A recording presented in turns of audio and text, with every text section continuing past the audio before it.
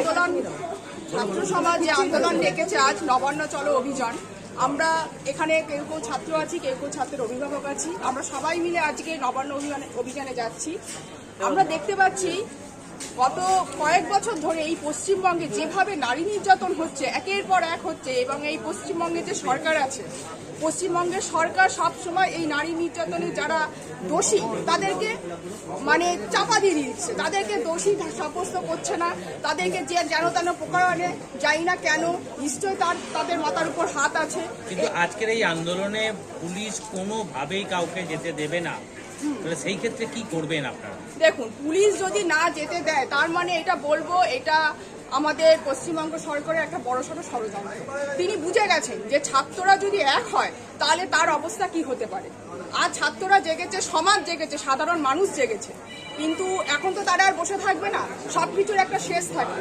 মানুষ আজ ধৈর্যের সীমা তারা ছাড়িয়ে গেছে, ধৈর্যের বাঁধ তাদের ভেঙে গেছে। নবান্ন যাওয়ার পথে যদি বাধার সৃষ্টি হয় সেই ক্ষেত্রে কি করবে? বাধা যদি সৃষ্টি হয়, ছাত্ররা সবসময় যতটা সম্ভব বাধা ভেঙে, বাধা উল্লঙ্ঘন করে এই জাস্টিসের জন্য, এই বিচারের জন্য তারা এগিয়ে যাবে, তারা কোনো বাধাই মানবে না। কি নাম? আমার নাম কণিকা মিস্ত্রি। আমরা যাচ্ছি, আপনারা জানেন যে পশ্চিমবঙ্গে আরজিকর হসপিটালে আমার যে ডাক্তার বোন চাকরি করছিল, ওখানে তাকে নৃশংসভাবে হত্যা করা হয়েছে, ধর্ষণ করে।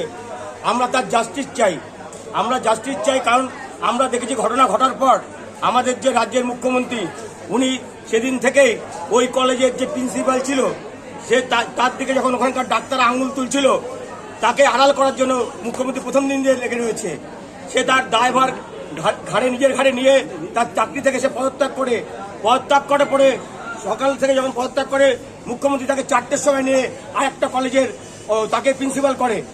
এই প্রিন্সিপাল ওখানকার ডাক্তাররা তাকে ওখানে ঢুকতে দেয়নি, আটকে দিয়েছে মুখ্যমন্ত্রী। তারপরেও তাকে নিয়ে গিয়ে স্বাস্থ্য ভবনে গিয়ে তাকে স্বাস্থ্য ভবনের প্রধান হিসাবে তাকে চাকরিতে নিয়োগ করে। আজকে কি নবান্ন যে অভিযান ডাক দেওয়া হয়েছে সেখানে কি সামিল হতে যাচ্ছে? হ্যাঁ, সামিল হতে যাচ্ছি।